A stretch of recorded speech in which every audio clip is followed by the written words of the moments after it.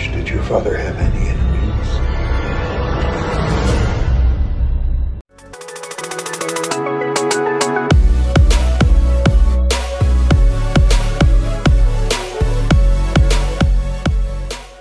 Aloha kawan online, balik lagi di channel YouTube gua Azam Gani. Hai kawan online, gimana kabarnya? Semoga kalian tetap baik-baik aja dan tetap semangat menjalani aktivitas seperti biasanya. Buat kalian yang sudah mengklik video ini, gue ucapin terima kasih banyak. Dan buat kawan online yang baru bergabung di channel ini, gue ucapin selamat datang. Jangan lupa di subscribe ya, karena dengan subscribe kalian mendukung channel Azam Gani menjadi lebih baik lagi ke depannya. Serta klik lonceng notifikasinya tuh yang ada di bawah situ, supaya kalau gue upload video baru kalian gak ketinggalan. Gue hitung sampai 3 ya. 1, 2, 3. Subscribe. Udah di subscribe belum?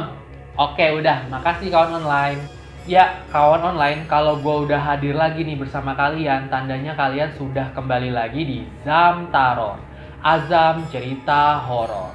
Dimana di episode Zamtaror kali ini gue akan membahas satu kasus mengerikan lagi yang sangat terkenal pada abad ke-19 di Amerika Serikat, yaitu Lizzie Borden. Cerita ini dimulai pada tanggal 4 Agustus 1892 di Fall River, Massachusetts, Amerika, di mana tubuh Andrew dan Abby Borden ditemukan tewas mengenaskan di rumah mereka dengan luka bacok yang sangat parah di bagian kepala. Kepala dari Andrew Borden dibacok sebanyak 11 kali, sementara kepala dari Abby Borden dibacok sebanyak 18 kali kawan online. Aduh, sadis. Dan karena bacokan tersebut, kepala mereka ini benar-benar hancur, remuk, dan nyaris terlepas dari badannya. Aduh. Tubuh keduanya ditemukan di tempat yang berbeda di dalam rumah. Mayat Andrew ditemukan di sofa keluarga mereka, sementara mayat dari Abby ditemukan di lantai 2 di bagian kamar tamu rumah mereka. Sebelumnya kawan online, ayo kita lihat siapa-siapa aja yang tinggal di rumah tersebut pada saat kejadian.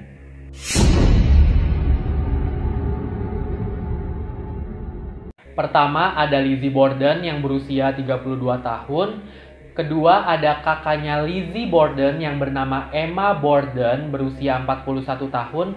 Tapi pada saat kejadian dia sedang berada di luar kota, jadi dia nggak ada di lokasi kawan online pada saat itu. Ketiga ada Andrew Borden yang merupakan ayah kandung mereka. Keempat ada Abby Borden yang merupakan ibu tiri mereka berdua. Kelima ada John V. Morse yang merupakan kakak dari istri pertama Andrew Borden, yaitu paman mereka yang kebetulan pada saat itu sedang berkunjung dan menginap beberapa hari di rumah tersebut. Dan yang terakhir ada Bridget Sullivan atau biasa dipanggil Maggie, yaitu pembantu rumah tangga di rumah tersebut.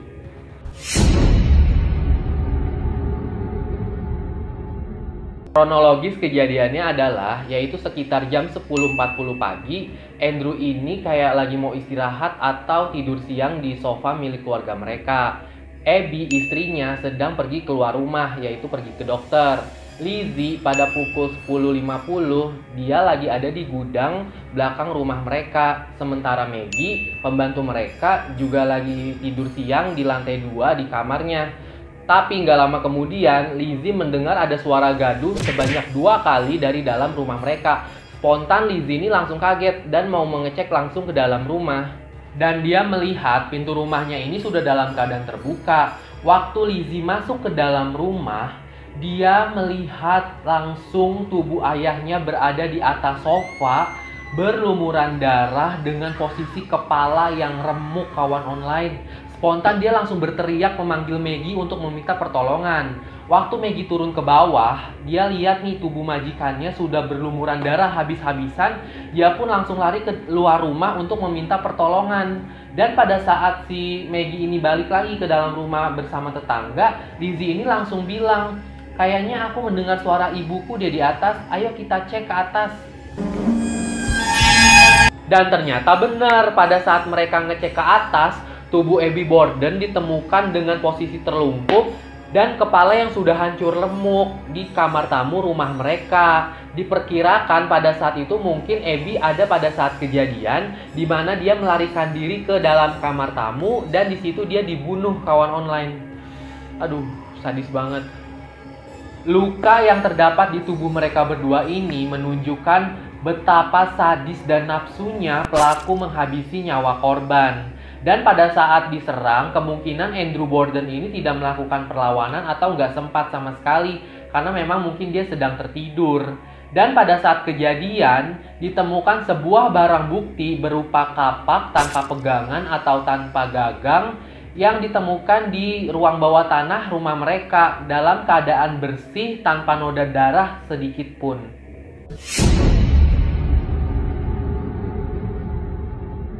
Sekarang kita akan lihat beberapa tersangka dalam kasus ini. Yang pertama, Lizzie Borden. Sampai saat ini pun orang masih percaya bahwa Lizzie lah yang bersalah dalam kasus ini. Loh, kenapa? Kok bisa? Apa alasannya? Karena pada saat kejadian, ayahnya ini merupakan orang yang sangat kaya raya. Jumlah kekayaannya kalau distandarkan pada sekarang ini tuh sekitar 10 juta US dollar. Tapi terlepas dari kekayaannya, Andrew ini merupakan orang yang sangat kikir alias medit, kawan online, pelit gitu sama anak-anaknya. Bahkan Maggie pada saat di persidangan tuh asisten rumah tangganya bilang dan mengaku kalau keluarga Borden ini hidup berhemat dan makan makanan yang biasa aja. Mungkin itu kali rahasianya bisa jadi kaya raya. Medit, kawan online, alias hemat. 5 tahun sebelum pembunuhan, Lizzie pernah sempat berantem sama ibu tirinya yaitu Abby. Dimana pada saat itu Lizzie mengetahui kalau ayahnya memberikan sebuah rumah kepada saudara dari ibu tirinya. Ya pantas aja berantem. Berarti ayahnya pilih kasih dong ya, karena emang Lizzie dan Emma ini nggak diberikan apa-apa kawan online. Nah, sampai-sampai nih pada saat dia habis berantem sama ibu tirinya, yang tadinya Lizzie memanggil si Abby ini dengan sebutan ibu, dia memanggilnya dengan sebutan Nyonya Borden. Wow, cool, Nyonya Borden. Dan benar, setelah pembunuhan, Lizzie dan Emma ini mewarisi seluruh harta warisan milik ayahnya. Sampai akhirnya dia itu membeli sebuah rumah mewah di kawasan elit Fall River. Ketika ditanya, apakah ayah kamu sebelumnya menulis surat wasiat untuk Lizzie? Lizzie menjawab tidak sama sekali. Dan selama pemeriksaan kesaksiannya, jawaban Lizzie ini nggak konsisten. Lizzie juga dikabarkan telah membakar gaunnya yang dia gunakan pada saat kejadian dan mengklaim ada noda cat di gaunnya tersebut. Padahal gaun itu udah dikasih ke polisi. Lah, terus yang dia bilang dia bakar itu gaun yang mana? Nah, berarti kan itu kan gaunnya yang berbeda. Sedangkan yang dia kasih ke polisi itu adalah gaun berwarna biru yang dilihat sama Maggie dan tetangganya pada saat kejadian. Sehingga karena alasan ini, si Maggie tuh jadi kayak narik kesimpulan, jangan-jangan si Lizzie nih yang bersalah yang melakukan pembunuhan. Setelah melakukan pembunuhan, Lizzie itu cepet-cepet kayak buru-buru gitu ganti pakaian. Nah, pakaian yang baju biru itu kan masih bersih tuh, yang akhirnya dia kasih ke polisi supaya dia nggak dituduh sebagai pelakunya. Tapi Maggie juga sempat mikir, tapi kayaknya nggak mungkin deh, karena buat berganti pakaian dalam waktu yang singkat, yang modelnya tuh kayak gaun kayak gitu tuh cukup susah kawan online, jadi terlalu cepet kayaknya. Gue jadi keingetan tuh sama adegan di film Titanic, dimana tuh waktu si Rose dipakein gaun sama ibunya, kan sebelum dia dipakein gaun tuh kayak dipakein daleman dulu tuh kayak semacam apa ya, namanya tuh kemben. Ayo yang anaknya fashion designer tolong bantu dijawab itu namanya apa, pokoknya kemben ya kawan-kawan ya. Nah itu kan susah tuh cara makainya, yang si Rose-nya itu dimarahin sama mamanya gara-gara dia main sama si Jack di kapal. Nah di situ tuh akhirnya Maggie kepikiran, kayaknya nggak juga deh, karena buat pakai baju modelnya seperti itu tuh ribet juga dan lama, butuh bantuan orang. Tapi ya I don't know, karena kesaksiannya si Lizzie tuh kayak gitu. Kesaksian lain datang dari seorang apoteker di persidangannya Lizzy, di mana dia bilang kalau Lizzy ini tuh sempat membeli racun yang semacam asam prusat 1 hari sebelum kejadian. Tapi kesaksian tersebut tidak dianggap sah karena tidak ada bukti fisik yang menguatkan bahwa Lizzy ini adalah pelaku pembunuhan. Dan di akhir persidangan, Lizzy diputuskan tidak bersalah.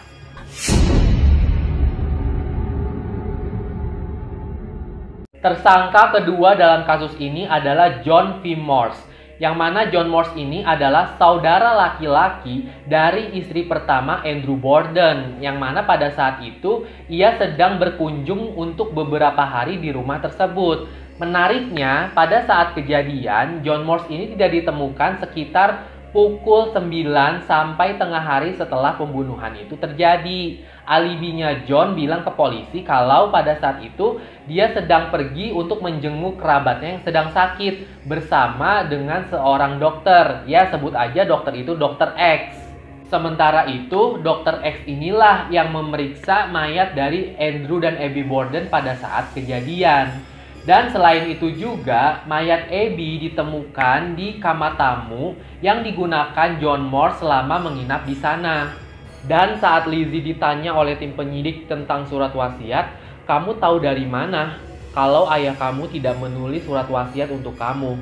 Lizzy menjawab, "Saya tahu dari paman saya John Morse." Dan dari pernyataan Lizzy inilah ditarik kemungkinan kalau si John Morse ini terlalu terlibat jauh dan tidak biasa karena mengetahui isi surat wasiat dari seseorang. Selain itu, usaha kerjasama untuk bisnis ternak antara Andrew Borden dan John Morse ini dibatalkan oleh Andrew Borden. Dan ada spekulasi yang kedua bilang kalau kemungkinan Borden ini dihabisi atau dibunuh menggunakan pisau daging. Di mana pada saat itu John Morse juga berprofesi sebagai tukang daging pada saat itu.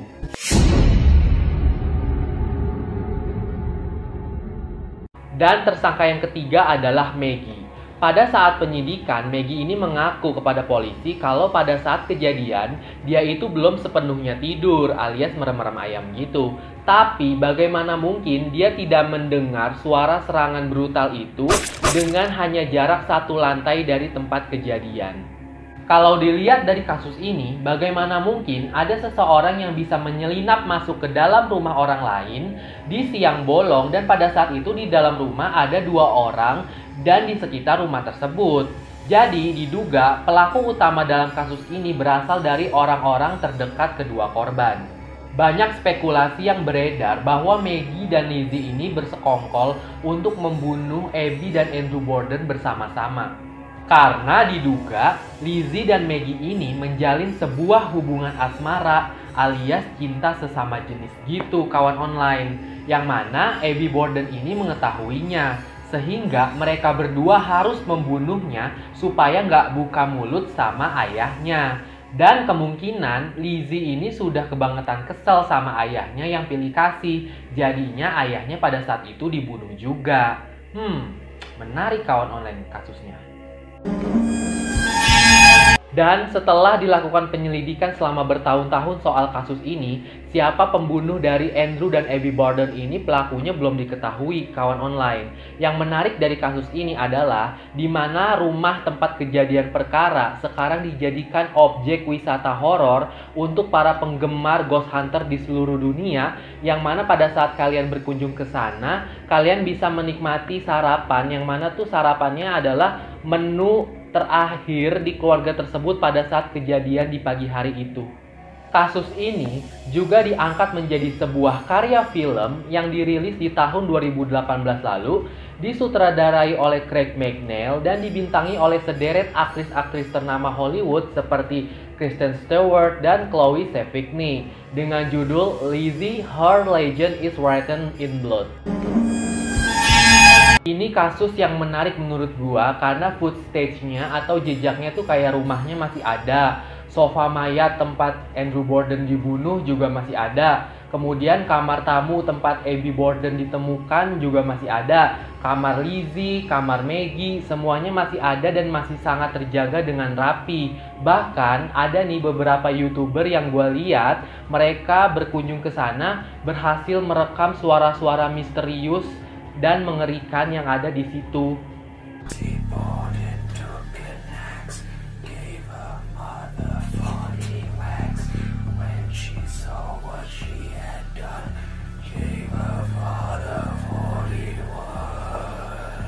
Good Lord! If you're here right now, or if anybody's here right now, make a noise. What the fuck was that?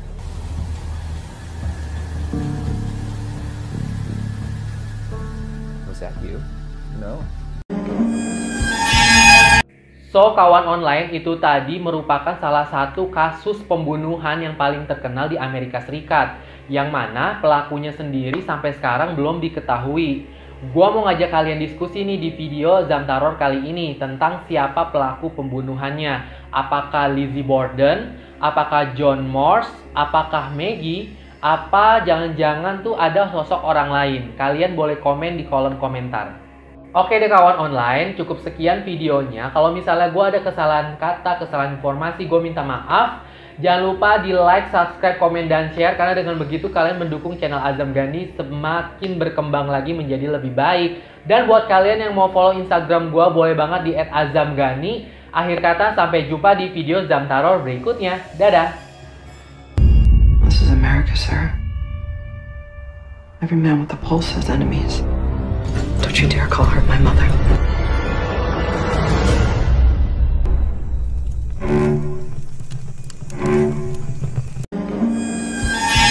Gila, materi cuman 5 lembar, tapi gue nyampeinnya 5 jam. Berarti satu lembarnya itu 1 jam. Lizzie Borden.